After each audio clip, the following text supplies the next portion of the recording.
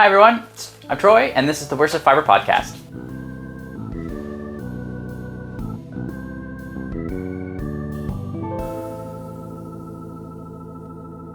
Well, welcome back to another main podcast here. I hope you guys have had a pretty good week or couple of weeks. It's been a while. It's been a couple of weeks.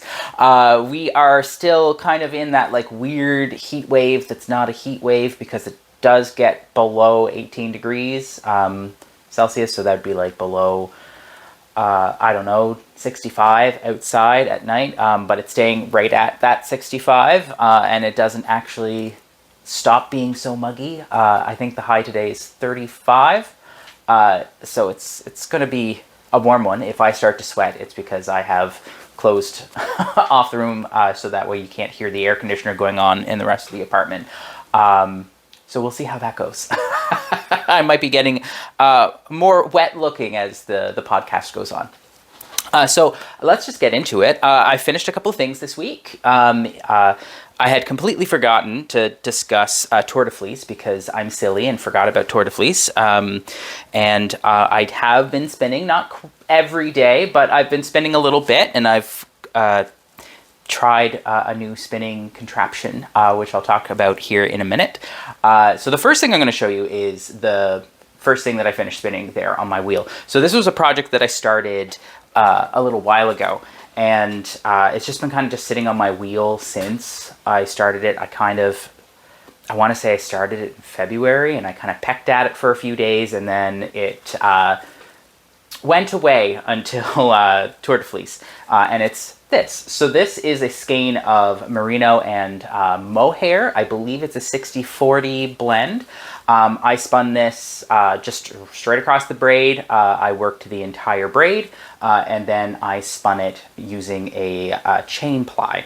And I fear I may have put too much twist into the ply because it kind of feels a little ropey. I'm hoping after washing it once or twice more, it will soften up, but I think there's too much twist into it. But to give you a better, closer look at it there. Are you going to focus? No? No, you're not going to focus? Okay, well, this is the fiber. So this was dyed using two different colors, actually. Orange peel, which is a bright fluorescent orange, and then I believe imperial blue in the G&K dyes that we sell there at Belfast Mini Mills. I wanted to see what would happen if I blended the two really vibrant blue and the really fluorescent orange together to see like what kind of greens I would get.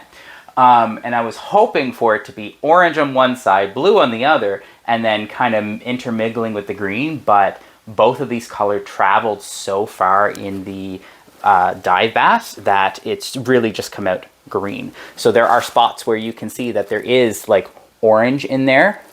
It kind of looks like blorange, like that screen, that computer screen color that you can only see on a computer screen that looks like a blend of orange and blue. It doesn't look like green. So I'm getting a little bit of that blorange in there, although it's more like grorange because it looks like it's a green undertone. Anyway, some of that. And then there's some spots where it is green, but it's coming out more tealy, simply because of how far the orange had travel throughout the pot. So that's that. I don't know what I'm going to do with it. I'm thinking that it'll have to be something really that will stand up to a lot of durability. I would try to remove some of the twist, but I think that like the amount of twist that I put into my ply is about the right ratio for how much twist I put into the strand. I think I might have just put in too much twist overall. So this is kind of a lesson for me that I'm putting too much twist into my spinning. So I think I just need to, instead of just going like gung-ho with my treadling, I need to calm it down a little bit and spin a little bit more, what's the word I'm looking for? Relaxed, I guess is the word I want to use.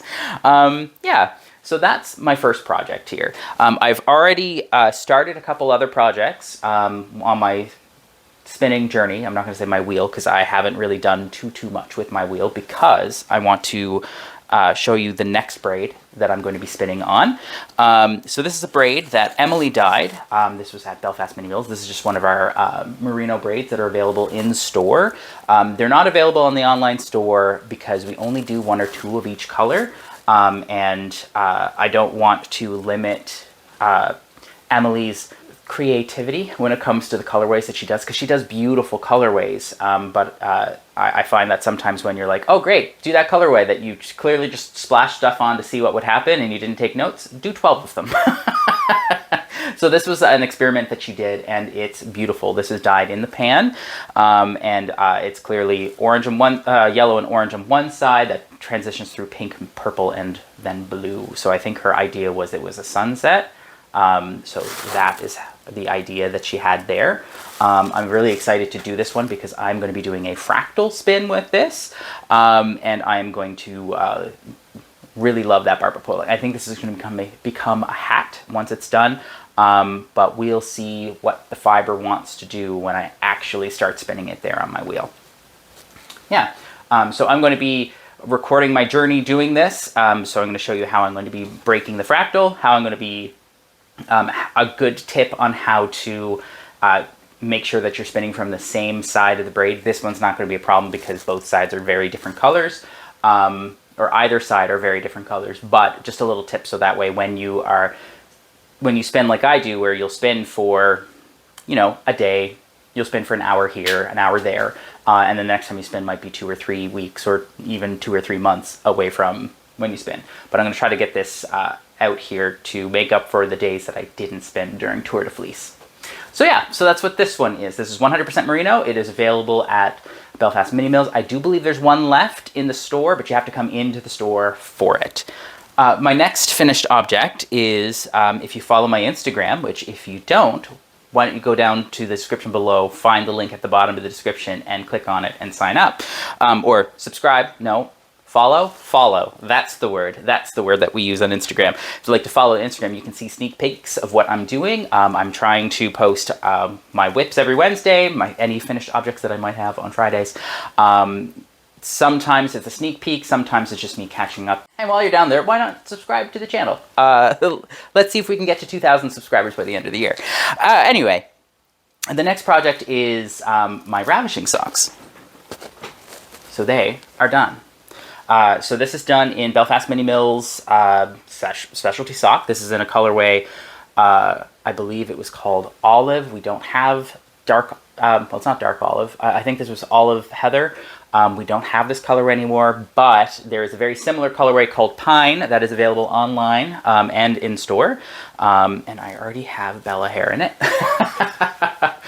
So this is the Ravishing sock. So you can see the lovely little I think these are called blossom stitches as like a design feature. They were pretty quick to knit up. I did struggle sometimes with the blossom stitch because the yarn did split on me, and that is because this is an older batch of the Belfast sock yarn and it's lightly twisted. The new stuff is more twisted, so you shouldn't have that problem anymore. But yeah, turned out a lovely pair of socks, nice and squishy. I used my 2.25 Chiagu shorties that I bought at Fleece and Harmony. Their link's down in the description.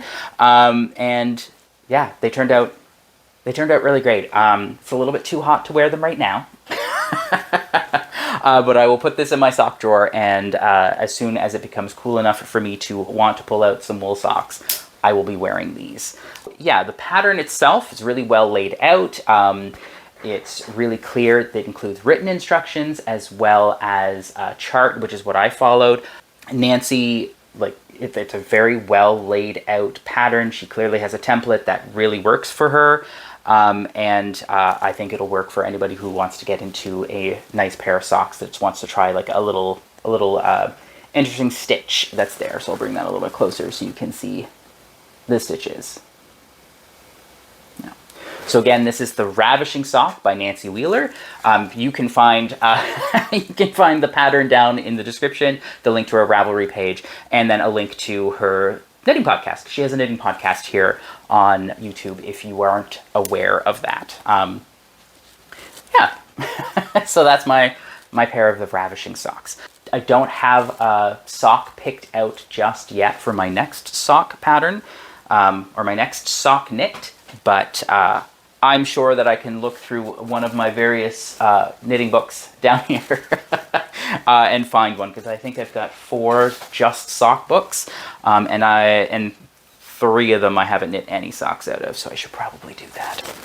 So, as I had mentioned before, I think I mentioned last week that this was this was the pair of socks that I'd be doing for the Epic Wick SmackDown between me and Joanne, and I was roasting her during our last knit night, which these were not completed yet. I was just getting to the toe of my second sock there, and I was roasting her for not catching up with me, and we started talking about what the projects were, and there was just discrepancies between what we had remembered. So I went back to the texts and realized that this pair of socks is not part of the Epic Whip SmackDown. This is a bonus pattern. There was 2 pairs of socks, but the Freddie Beach socks that I finished there, I think before Christmas or just after Christmas, sometime when it was still cold, that was the second pair. So this is a bonus pair. The last 2 projects that I have for the Epic Whip SmackDown is my peacock shawl, which is currently in storage, and then the duck goose that I'm making for Matt's child. So this is not part of the Epic Whip SmackDown. I'm still at 4. I was correct saying that I had 3 or 4 done. I do have 4 patterns done. I do have 4 projects done. This was not one of them. So this is bonus project. Anyway. So the Ravishing Socks by Nancy Wheeler. So on that note, I'm going to get into my works in progress, which the next work I'm going to be talking about is the Duck Duck Goose. So this is one of the ducks. This one is the completed duck. I completed this, I want to say 2 years ago at this point. So it's a really cute duck. It's called the Duck Onsiegarumi, and the pattern designer's name escapes me. It's on your screen. So this is the Duck Onsiegarumi. I've done this in Belfast Mini Mills Superwash Merino in the worsted weight, and I've used white, yellow, and black. So that's the first one. This is the second duck. He's almost done. He's a little deflated because I haven't stuffed him yet. All that's left on him is to crochet on his feet, which gets crocheted after you get to about this part. I believe this is where he needs to be. And then you crochet on his feet and you stuff him and then finish the bottom. So that's all that's left on this guy. And he's almost done. I just need to sit down and finish him, really. But I have been working on the Duck Duck Goose. I was working on them this morning, and I've been working on the goose. So the goose this morning was only about this much done. And I decided to sit down outside on the patio furniture and just continue crocheting, because I'm at the part where I'm increasing. And I got to the point where I decreased. So I've done a little dip for his tail. The next step is to insert his eyes, because I am actually going to be using like safety eyes that I got from Joanne. Thank you, Joanne. Using safety eyes for the goose, and then I'm going to stuff him. So I'm actually going to not work on him anymore. I'll probably finish the white duck tonight. But he's basically done until I can get those safety eyes in, and then I'm going to stuff him, stuff his head, finish the bottom, so that way he only has a little bit left to sew up, and then stuff him. So probably 2-3 nights of work. If I'm on top of things, we'll see. So this guy has little feet. So this is one of his little feet. So when he gets a little bit bigger, when he gets to be about that big, I'm going to sew on his little feet and go from there. He's got pretty big feet because I decided to go twice as big on his feet and his beak and his head. And as I'm going, I kind of like the idea of him having like a really big head to make him cuter. And I'm going to try to use the biggest eyes that Joanne has in that little kit to make him look really cute. He's got big old honking feet, but his body is going to be a little bit smaller. I might like try to overstuff him so that way he's like really dense and his body is like as wide as I can make him. But we'll see. This is using Belfast Mini Mills Superwash Merino as well. I've got some stitch marker strands in here showing me where the beginning of round is, and I have been stuffing them using real wool, untreated wool. Yeah, and the crochet hook that I'm using is just a cheap Sally Bates crochet hook. Pattern calls for, I believe, a 3.5 millimeter, and I'm using a 3 because I'm a loose crocheter. And I wanted to make sure that the white stuffing that I'm going to be using to stuff the goose specifically isn't easily seen through the black head, because I don't want him, I want his head to be black and not charcoal or black with white polka dots. So yeah, so that is the duck Onsiegarumi, and I'm doing, this one's going to be a goose. So it is already getting warm in here. So it might have to be a pretty quick podcast, but I do want to show you a new spinning thing that I got this week. I decided to go down to Fleece and Harmony and buy, I'm going to butcher this, a Jalagan. It's spelled Dealgan, but it is Scottish Gaelic, and it is a Scottish spinning spindle. So it's a type of drop spindle, and that's what this is. So this is the Jalagan. Jalagan? Jalagan. I'm gonna try to say Jalagan every time.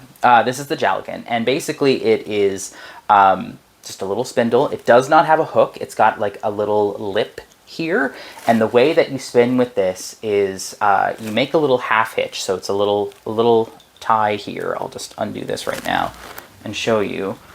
So what I'm doing is you flip it upside down and you're winding it on into a center pull ball, and then there's like a little crisscross on the bottom. And what you do is you basically catch your yarn into one side of that little crisscross, and then you take your finger, your thumb or your finger to make a little half hitch knot, and then you pull it tight, and that's how it stands. Don't want that to get too, I don't want that to fall. So then you just start spinning it, and then you can go ahead and draft. So I am drafting some, this is extra roving from some of the spinning bats, or spinning rovings rather, that we did here a little while ago. And I took the extra that wouldn't fit into a bag, so that way I could spin samples. And I've been really slack on doing that. So yeah, the thing I notice about this Jalagan is that it does not stay spinning for very long. And I think that's because there isn't a whirl on it. And this is a whirlless drop spindle. So you just have to keep in mind that it does not spin as long, and you have to keep going back and adding twists because there isn't enough force on here to make some angular momentum. That's the force that keeps it spinning. It doesn't keep spinning for very long. So what I've been doing with this, what I've learned is that you really have to give it another little flick with your fingers to keep it together, to keep it spinning, basically every time you draft. So what I had been doing is starting the spin, draft a little bit, let it go up into here, and then it's already stopped spinning. Spin it, draft. I got two out of there, but then it's already starting to spin the opposite way. So you have to be really, really on top of it spinning. I noticed that it was pretty easy to get a lot of twist into it because I kept going down and adding a big spin to it, and then I had to keep like unplying it there at my in my drafting zone for me to ply. So I think this might be a good solution for somebody who is a park and drafter, so that way you can sit it, spin it for a bit, and then you take this, put it in between your fingers, and then you are basically just adding the draft into your strand here because you have an excess twist, and you're just drafting and let that twist redistribute throughout the strand, and then you just go ahead and add it. Oop, oh, I just caught my roving. And then you just add the twist onto it. The cool thing about this one is that since it's set up the way that it is, it automatically makes a center pull ball. It works kind of like a Nosta pin, where it's basically just the end of a Nosta pin here, and you're just going to wrap it in such a way that you can make a center pull ball. The trick on this, however, with the Nosta pin, you can make cakes, you can make balls, and you can make avocados. On this, you can make all those shapes, but it's best if you make a cake on it because the cake will start acting like like the whirl on another spindle, so it'll let it spin longer. But that's something you just kind of have to spin and pull with. Pull and pull with, that's the word, that's the expression. Push and pull with to understand how it's going to work. I don't know how much I would be willing to put onto the Jalagan. Yeah, so this is the Jalagan. And the way that I'm just kind of setting it aside is I am just setting it up with the half hitch, and that kind of just like ties it off. I'm leaving my roving attached because I don't like having to reattach my roving. But it's been fun to work with this. So this spindle, this Jalagan, is by Fox Mountain Spindles. They're in New Brunswick, I want to say. Links down in the description for their company. I bought this at Fleece and Harmony, which the link to this online item to their store is also down in the description. Yeah, it's been really fun learning how to spin on this. I'd like to get to a point where I can, walk around and spin a little bit, so that way I have something to do when I go for my walks in the morning. So, my Jalagan. So I've decided the next project that I'm going to be doing is the Entwined Queen Shawl by Julia Decker. It is a brioche shawl that uses a fingering weight yarn, which most of this is all fingering weight. If you know me, this is the weight of yarn that I like. And I'm going to be doing it in Malabrigo sock. So Malabrigo sock is what I'm going to be doing this in. So this is the Entwined Queen Shawl. I'm going to be doing it in the color Diana and the color Frank Ochre. This is a fingering weight 3-ply merino, 100% merino. It feels like superwash, and it kind of has the squish of superwash, but the tag says that the tag doesn't say that it is superwash. It says that you can machine wash it, but it has to be cold water gentle cycle, but do not tumble dry, which to me that's untreated merino. So I'm going to treat it as such.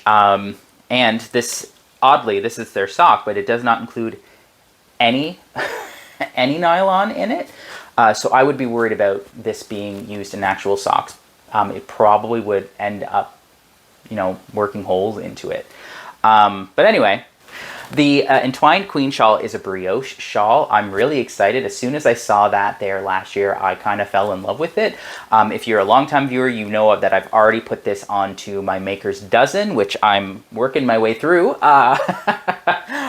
So this has been on my Maker's Dozen, and I am really excited to start this. I think these two colors are going to play really nicely together, and if they don't, then I will rip out and find something else that will go with the Diana, because I think the Diana is really going to be the star of the show in this case. I'm just going to have to play around with swatches to see which color variation of this I like. I've never done brioche before. I've tried starting it a couple of times and then got distracted by another project. So I'm pretty excited to start this and actually learn how to do brioche stitches properly. And of course, I'm jumping into the deep end with a cabled brioche with twists and turns and all of that, because I can't do anything the easy way, clearly. So yeah, the Entwined Queen Shawl by Julia Decker is what this is going to become. So I've been planning on doing this for a little while. I want to talk about some spindles.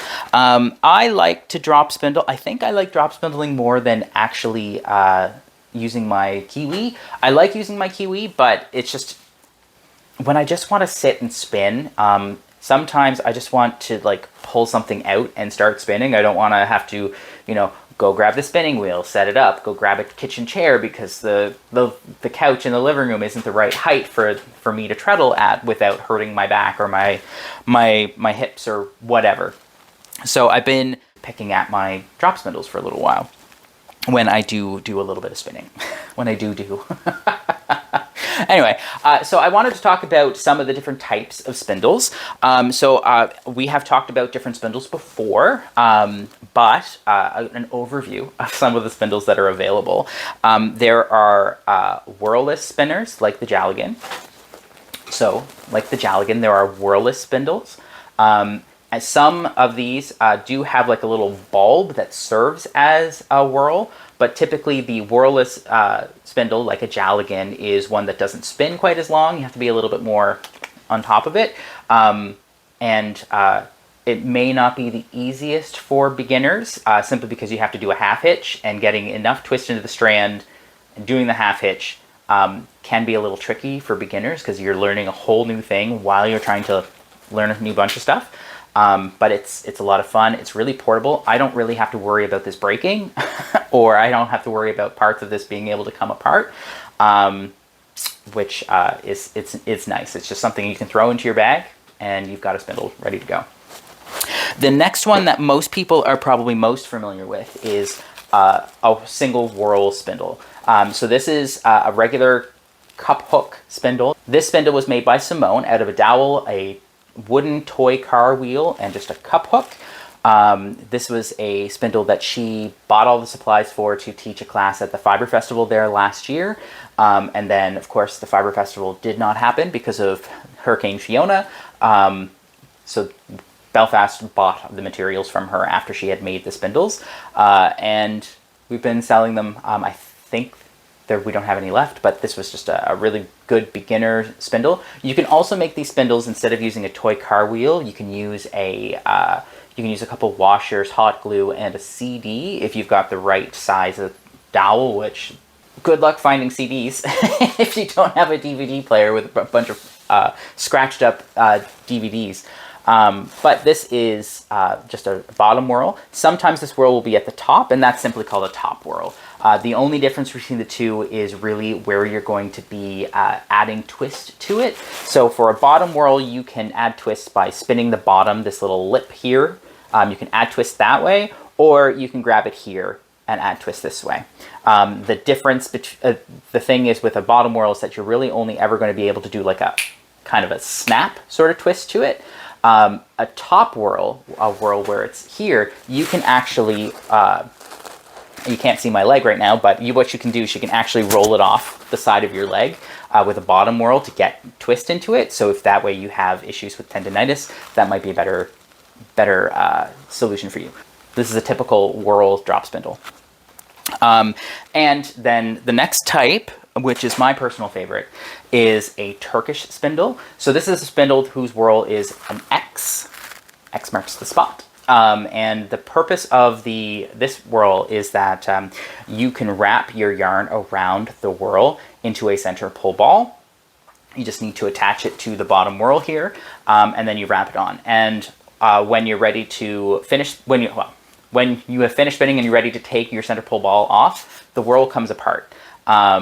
So this contraption all comes off, and I just don't want to cause issues. The bottom whorl comes off and it makes like a little turtle. So the outside is the outside you can pull from, and then the inside you can pull from. So the bonus of using this type of spindle or using a Jaligan is that you get the center pull ball. So that way you can just ply directly from the ball. You can ply from each side and make a 2-ply yarn really easily without you having to wind the yarn off onto your hand to be able to ply.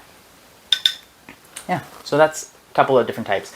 You may remember on a previous episode, Simone showed her learning how to do a supported spindle, which is a different type of spindle. So imagine, if you would, a spindle. Yeah.